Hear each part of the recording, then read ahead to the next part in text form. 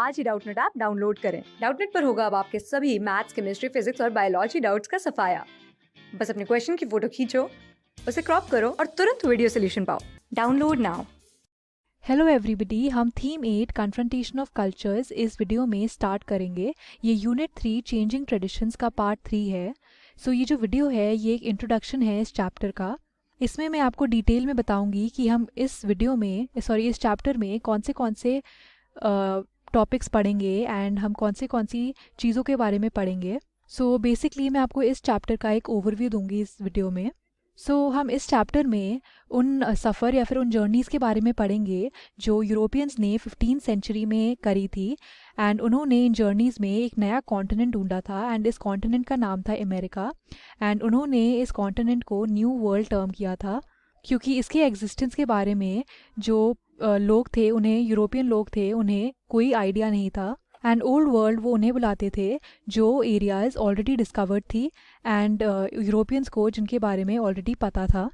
जो सबसे पहले जिन्होंने इन सफ़र या फिर इन जर्नीज़ या फिर इन एक्सपीडिशंस को प्लान करा वो स्पेनिश एंड पोर्चुगीज़ थे। एंड ये स्पेनिश एंड पोर्चुगीज़ लोगों के अलग अलग रीजंस थे कि वो इन सफ़र में क्यों जाते थे। एंड जो स्पेनिश रूलर्स थे एंड जो Spanish Kings and Portuguese Kings and rulers थे वो इन जर्नीज़ को फाइनेंस क्यों करते थे हम इस चैप्टर में पढ़ेंगे। जब जो स्पेनिश एंड पोर्चुगीज़ लोग थे वो उन्होंने इस न्यू कॉन्टिनेंट को ढूंढा एंड वो उसके कोस्ट में गए तो उन्हें ये पता चला कि यहाँ पर बहुत सारी इंडिजिनियस कम्युनिटीज़ हैं एंड बहुत सारे नेटिव लोग हैं। एंड ये जो कम्युनिटीज़ एंड लोग हैं इनके खुद के एम्पायर्स हैं जो काफ़ी डेवलप्ड हैं।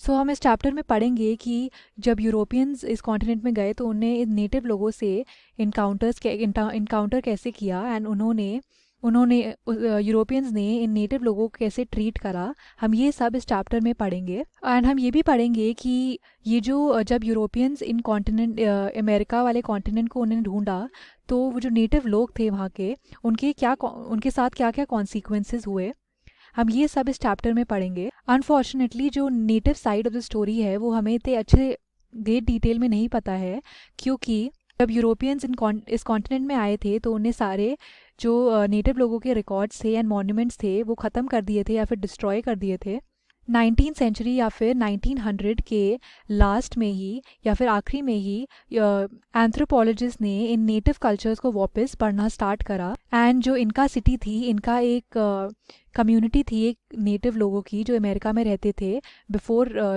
European conquest. एंड 1911 में ही वो वापस रीडिस्कवर हुई थी एंड उसका नाम था माचा पिच्चू। और रिसेंटली बहुत सारी फ़ोटोग्राफ्स ली गई हैं एयर से और इससे ये पता चला है कि ऐसी बहुत सारी सिटीज़ थी अमेरिका में, ओल्ड सिटीज़ जो अब फॉरेस्ट से कवर्ड हैं एंड ये सिटीज़ इन नेटिव लोगों की थी। अब हमें European side of the story बहुत ज़्यादा ग्रेट डिटेल में पता है क्योंकि ये जो ट्रैवलर्स थे वो जब इन जर्नीज़ पे जाते थे या फिर इन सफ़र में जाते थे न्यू एरियाज़ को डिस्कवर करने के लिए या फिर ढूंढने के लिए, तो वो अपने साथ लॉग बुक्स ले जाते थे या फिर डायरीज़ ले जाते थे जिसमें जो भी इवेंट्स वो इनकाउंटर करते थे वो अच्छे से ग्रेट डिटेल में वो इन डायरीज़ में लिखते थे। जो फर्स्ट टॉपिक हम इस चैप्टर में पढ़ेंगे उसका नाम है communities of Caribbean and Brazil. हम इसमें उन नेटिव कम्युनिटीज़ के बारे में पढ़ेंगे जो करेबियन एंड ब्राज़ील में रहती थी यूरोपियन इनकाउंटर से पहले। एंड हम ये भी पढ़ेंगे कि उनके साथ क्या क्या हुआ जब यूरोपियन इन कम्युनिटीज़ के पास आए तो उन्होंने उनकी जो रिसोर्सेज थे एंड उनकी जो ज़मीन थी वो कैसे एक्सप्लॉइट करी एंड जो लोकल पीपल थे उन्हें कैसे एक्सप्लॉइट करा, हम ये सब इस टॉपिक में पढ़ेंगे। हम बेसिकली दो कम्युनिटीज़ के बारे में पढ़ेंगे जो करेबियन एंड ब्राज़ील में रहती थी। इनका नाम था एरोवैक्स एंड तुपिनाम्बा। जो सेकंड टॉपिक हम पढ़ेंगे उसका नाम है the state systems of central and south America. इसमें हम उन नेटिव कम्युनिटीज़ के बारे में पढ़ेंगे जो सेंट्रल एंड साउथ अमेरिका में रहती थी एंड हम ये पढ़ेंगे कि इनकी जो एम्पायर्स थे वो काफ़ी डेवलप्ड थे और वेल मेंटेन थे। जो 3 कम्युनिटीज़ जिसके बारे में हम पढ़ेंगे उनका नाम है the Aztecs, the Mayas, the Incas of Peru.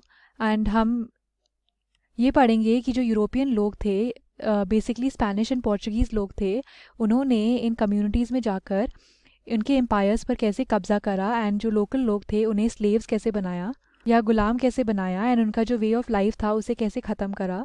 सो जो नेक्स्ट टॉपिक हम पढ़ेंगे उसका नाम है voyages of exploration by Europeans and हम इसमें पढ़ेंगे उन रीजंस या फिर उन फैक्टर्स के बारे में जिन्होंने यूरोपियंस को मोटिवेट किया था कि वो इन सफ़र पर जाएं या फिर इन एक्सप्लोरेशन पर जाएं एंड वो नई एरियाज़ ढूंढें। जो नेक्स्ट टॉपिक है उसका नाम है द अटलांटिक क्रॉसिंग एंड हम इसमें क्रिस्टोफर कोलंबस के बारे में पढ़ेंगे जो सबसे पहला इंसान था यूरोप से जिसने साउथ अमेरिका को डिस्कवर किया था। हम ये पढ़ेंगे कि वो अटलांटिक ओशन से कैसे गया था एंड उसकी जर्नी कैसी थी या उसका सफ़र कैसा था एंड उसने साउथ अमेरिका को कैसे डिस्कवर किया था एंड जब वो इस साउथ अमेरिका में पहुंचा था तो उसने क्या इनकाउंटर किया था। हम ये सब इस टॉपिक में पढ़ेंगे। अगला टॉपिक है Spain establishes an empire in America and हम इसमें पढ़ेंगे कि जो स्पेनिश लोग थे उन्होंने जो ऑलरेडी नेटिव एम्पायर्स थे अमेरिका में यूरोपियन कॉन्क्वेस्ट से पहले उन पे कैसे कब्ज़ा किया एंड उन्हें कैसे कॉलोनाइज़ किया एंड उनकी जो नेचुरल रिसोर्सेज थी वो कैसे एक्सप्लॉइट करी एंड उनके जो गोल्ड एंड सिल्वर के सोर्सेज थे वो कैसे एक्सप्लॉइट करे। सो हम इसमें दो एम्पायर्स के बारे में पढ़ेंगे एंड दो लोगों के बारे में पढ़ेंगे जिन्होंने इन एम्पायर्स पर कब्ज़ा किया था। सो हम पहले हर्नन कॉर्टेस के बारे में पढ़ेंगे जिसने एज़्टेक एम्पायर पर कब्ज़ा किया था एंड सेकंड हम फ्रांसिस्को पिज़ारो के बारे में पढ़ेंगे जिसने इनका एम्पायर पर कब्ज़ा किया था। फिर जो नेक्स्ट टॉपिक है उसका नाम है कैब्रल एंड ब्राज़ील। इसमें हम जो पोर्चुगीज़ लोग थे उनके बारे में पढ़ेंगे कि उन्होंने ब्राज़ील पर कैसे कब्ज़ा किया एंड उनका जो ब्राज़ील वुड ट्री था उसे कैसे एक्सप्लॉइट करा एंड इस ब्राज़ील वुड ट्री से टिम्बर आता था एंड उन्होंने इस टिम्बर की सोर्स को कैसे एक्सप्लॉइट करा। सो ये जो एक्सपीडिशन हुआ था यूरोपियंस का पोर्चुगीज़ लोगों का ब्राज़ील जाने के लिए ये कैब्रल ने लीड किया था एंड हम इसके बारे में इस टॉपिक में पढ़ेंगे।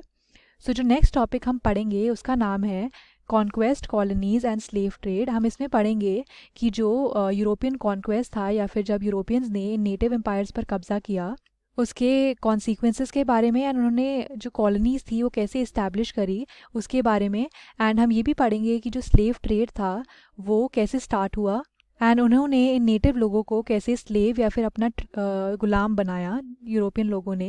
एंड फिर हम ये भी पढ़ेंगे कि जब जो नेटिव लोग थे वो रेजिस्ट करने लगे या फिर भागने लगे क्योंकि वो जो स्लेव के काम थे वो बहुत ज़्यादा एक्सप्लॉयटेटिंग थे, इसलिए वो जो यूरोपियंस थे अब वो अफ्रीका की तरफ टर्न हो गए क्योंकि उन्हें अब अफ्रीका से स्लेव्स या फिर लेबर वो ढूंढने लगे। सो हम इस चैप्टर में ये सब ही पढ़ेंगे। मैं इस वीडियो को इधर ही एंड कर रही हूँ। अगले वीडियो में हम फर्स्ट टॉपिक से स्टार्ट करेंगे। Thank you for watching. Class 6 से 12 से लेके नीट, IIT, जेई मेंस और एडवांस के लेवल तक 10 मिलियन से ज्यादा स्टूडेंट्स का भरोसा। आज ही डाउनलोड करें डाउटनेट ऐप या व्हाट्सएप कीजिए अपने डाउट्स 8400 400 400 पर।